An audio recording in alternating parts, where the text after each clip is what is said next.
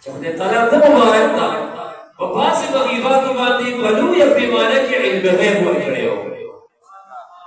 دا غزوه د بدر چې وشوه دا دویم کال د هجرت و. رمضان میاشت وه، 19 د رمضان و، د خالي ورځ وه. بیا کافران په دې کې مردار شو، بیا کافران په دې کې بندیان شو. حتیم کې صفوان ابن امیه ناستو. دا واقعه ابن حجر اسقلاني صاحب په سبق کې نقل کړی. او عمیر ابن وهب یو بل مشرک و هغه پرې راغی. نو دې صفوان ابن امیه ته وایي چې ډېر خفه یې دا ولې؟ هغه ورته وایي چې خفه به نه یم، قبح الله العیش بعد قبل بدر.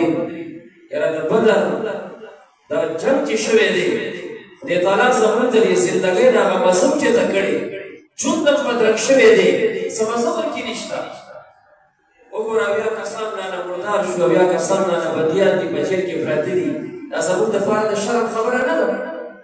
دا بل مشرک ورته وایي یاره دا خو ډېره د شرم خبره ده، خو ما یو اراده کړې ده، خو دوه خبرې دي چې هغه ما ایسارئ. طریقت و اکبری شریعت سید السادات حضرت گل سے مبارک اور تشریف فرما شو. مرتبه عمیر ابن وهب ویره زه ډېر خفه یم، زموږ خو د املا نه ماته کړې ده او زړه مې وایي چې ورشه نبي اکرم صلی الله علیه وسلم شهید کړم. دوه خبرې دي چې هغه مې ایسارئ. دا صفوان ابن امیه ورته وایي چې څه خبرې دي؟ یو خو راباندې ډېر دروند قرض دی. عربان هم داسې وو ولو که مشرکانو خو د غیرت مجسمې وي. دی نه غوښتل چې زه دې مړ شم او قرض دې راباندې پاتې شي. دا خو زما بدنامي ده. هغه ویل که دا قرض راباندې نه وی چې خپل ژوند کې مې دا قرض خلاص کړی وی. او دویم چې اوس په موره واړه واړه بچیان مې دي، که دا بچیان مې واړه نه وی، غټ وی، په خپله خپو ولاړ وی، نو ما د سر نه د مدینې منورې ته تلم او نبي اکرم صلی الله علیه وسلم مې شهید کولو. د مکیوالو دا زړونه ورباندې وایخول. صفوان ابن امیه ورته وایي چې ولې خفه کېږي؟ لاسره لوز در سره کوم، ستا د قرض ذمهوار زه یم، ستا قرض به م زه ادا کړم. او زما د قسم په فلاني فلاني بوت باندې وي. مشرکانو قسمونه په بوتانو باندې خوړل چې ستا بچو ته به داسې ګورم لکه خپلو بچو ته چې ګورم، که ته مړ شوې ستا د بچو زما تر مرګه دا ټوله خرچه ستا د بچو زما په ذمه ده.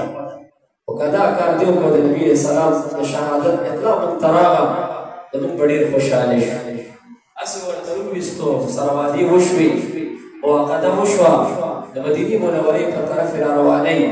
خو چې کله عمیر ابن وهب مدینې منورې ته را رسېږي او د نبي اکرم صلی الله علیه وسلم په مسجد قدم را دننه کوي، حضرت عمر فاروق صاحب ورپسې رامنډه کړه، مخې ته ورته ودرېږي، ورته وایي لا تدخل یا عمیر علی رسول الله. ای عمیر ابن وهب مسجد نبوي صلی الله علیه وسلم ته نشي داخلېدی، ځکه د ده په غاړه کې توره لیدلې وه.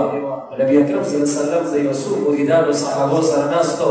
حضرت عمر صاحب ته اواز ورکوي دا سړی را پرېږده، وروستو شلا ورته کوله وکړه. عمیر ابن وهب چې مخې ته راغی، مبارک علیه السلام ته درې څلور قدمه کې ولاړ دی. رسول الله مبارک ورته وایي چې عمیره په کوم نیت راغلی؟ هغه ورته وایي پیسې مې راوړي، په دې بندیخانه کې مې تا سره یو څو رشته داران دي، تاسو د هغې نه فدیې طلب کړي، ما درته فدیې او پیسې راوړي، هغه درنه بوځم. نبي اکرم صلی الله علیه وسلم ورته وایي دا په غاړه کې دې توره ولې اچولې ده؟ دی ورته وایي دا توره دې الله بدرنګه کړي، الله دې تباه کړي، دې خو موږ دې رسوایۍ سره مخامخ کړو. وګوره اویا کسان رانه بندیان دي، اویا کسان رانه مردار شو، خو بس اوس غیرت کې ولي یو دا خو زموږ یو شعار دی، دا به ګرځم. مبارک ورته وایي رښتیا وایه په کوم نیت راغلی؟ وایي ما درته وختي ونه وي چې تا رانه یو څو رشته داران کیت کې اچولي، پیسې مې راوړي، هغه خلاصوم، خو دې ته راغلی یم. مبارک د الله سره واغېستو، دې ګرېوان دې نیسي، توجه ورته کوي او ورته وایي چې ما ته دروغ ولې وې؟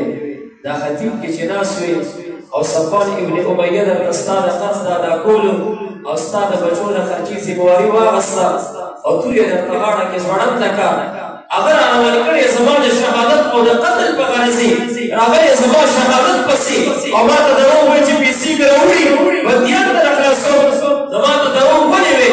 او مبارک داسې ورته دا لاس ګرېوان ته اچولی کړه چې یې اصلاح ونه کوي.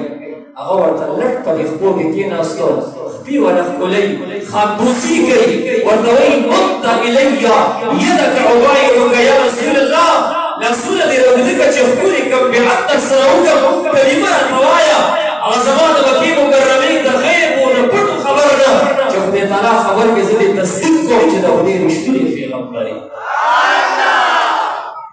داسې معجزه رسول الله مبارک ته خدای تعالی ورکړې وه فضاله ابن عمیر یو بل شخص مطاف کې نبي اکرم صلی الله علیه وسلم د کچغه بیټیم کې یوازې دی طواف کوي او دی ورپسې رسو را روان دی او زړه کې ځان سره وایي چې داسې موقع خو ماته بیا بله نه راځي راځه چې د شاته ورسره ودرېږم او د تورې ګزار پې کوم بس چې شهید یې کوم نبي علیه السلام ورپسې مخ راواړوي او مشهور به خندا ده ورته وایي ماذا تحدث به نفسک یا فضاله اے فضاله دې زړه کې ځان سره پټې څه خبرې تېرې راتېرې دی ورته وایي چې څه نشته اذکر الله د خدای تعالی ذکر کوم لګیا یم مبارک ورته وخندل او دې ابن ګریوان کلانیسي توجه ورته کوي ورته وایي چې زړه کې دا خبرې تېرې چې زه به نشانه راتاوېږم او د تورې ګزار پې کوم او چې زه در باندې خدای تعالی ستا د زړه په خبره کوم نو ما ته وایي چې زړه کې ذکر کوم